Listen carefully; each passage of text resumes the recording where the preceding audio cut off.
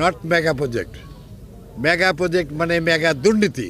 যেই নগরী অর্জন করেছিল বিশ্বের সর্বোচ্চ পদক, লন্ডন স্কুল অফ ইকোনমিক্স দ্বারা happiest city middle category in the world, Rajshahi যেন তার চেয়ে আরও এগিয়ে যায় আমাদের নেতা জনাব তারেক রহমান সাহেবের নেতৃত্বে এবং দিক নির্দেশনায়। এই জন্য তিনি আগামী দিনে কী তার পরিকল্পনা, সকল যারা পার্লামেন্টে অংশগ্রহণ করবে তাদের কাছে আগাম বার্তা দিয়ে দিয়েছেন। আমি খালি হাসছি যে দেশনেত্রী বেগম খালেদা জিয়া রাষ্ট্রের কী ব্যাপক উন্নয়ন, এবং আমাদের নেতা Tarek Rahman new generation leader. একজন লিডার চেঞ্জ করতে পারে একটি নেশনকে অনলি 6 থেকে 7 বছরের মধ্যে। আপনারা জানেন যে দেশ স্বাধীন হওয়ার পর বাংলাদেশকে নিঃশেষ করে দেওয়া হয়েছিল এবং দুর্ভিক্ষ সৃষ্টি করা হয়েছিল, সংবাদপত্র বন্ধ করে দেওয়া হয়েছিল। জনগণ আমাদের প্রিয় নেতা শহীদ জিয়াকে রাষ্ট্রীয় ক্ষমতায় নিয়ে এসেছিলেন। শহীদ জিয়া রাষ্ট্র ক্ষমতা তিনি ওই অন্য সামরিক শাসনের মধ্যে নয়, দেশকে নিরাপদ রাখার জন্য, এবং 4-5 বছরের মধ্যেই তিনি পৃথিবীর বিশ্বে বাংলাদেশকে একটি উন্নত বাংলাদেশ এবং বাংলাদেশের যে কৃষিতে সফল, দুর্ভিক্ষ থেকে খাদ্য সংসম্পন্ন বাংলাদেশকে খাল খননের মধ্য দিয়ে এবং 4টি ফসল উৎপাদনের মধ্য দিয়ে বাংলাদেশ তার অগ্রগতি অর্জন করেছিল।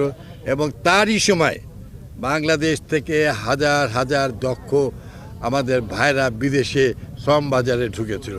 আজকের এই গার্মেন্টস শিল্প শহীদ জিয়ার, যা দ্বারা বাংলাদেশের সবচেয়ে বৈদেশিক অর্থ আসে, ঠিক তেমনিভাবে ইনশাল্লাহ আগামী দিনে আমাদের নেতাও সেই একই পরিকল্পনা করেছেন।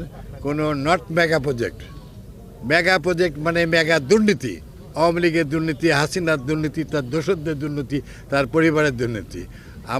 আমাদের নেতার হচ্ছে প্রত্যাশা পূরণ, যে মানুষকে সুখী সমৃদ্ধশালী করা এবং নিরাপদে রাখে, এবং we do it shortly. And Rajshahi মহানগরী এবং এই অঞ্চলে মানুষের যে প্রত্যাশা, ইনশাল্লাহ আগামী দিনে সেই প্রত্যাশা পূরণ করা হবে।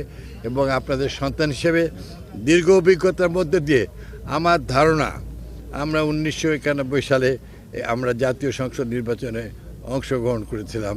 আমরা 1996 2টি অংশগ্রহণ করেছিলাম 2001 সালে, এবং তার মধ্যে 91 এবং 1996 পরেরটা এবং তারপরটা ছিল খুবই গুরুত্বপূর্ণ।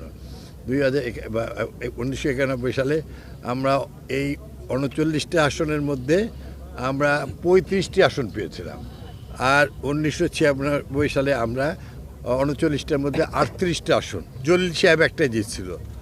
আর 2001 সালে আমরা 39টার মধ্যে 38টা আসন পেয়েছিলাম, নাসিম সাহেব একটা জিতেছিল।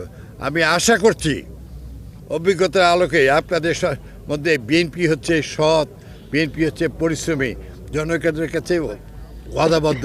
বাংলাদেশের মানুষ দেখেছে কাদের দ্বারা দেশের উন্নয়ন, দেশের স্বাধীনতা সার্বভৌমত্ব রক্ষা, গণতন্ত্র সুপ্রতিষ্ঠিত করা এবং সকল উন্নয়ন সুনিশ্চিত করতে পারবে।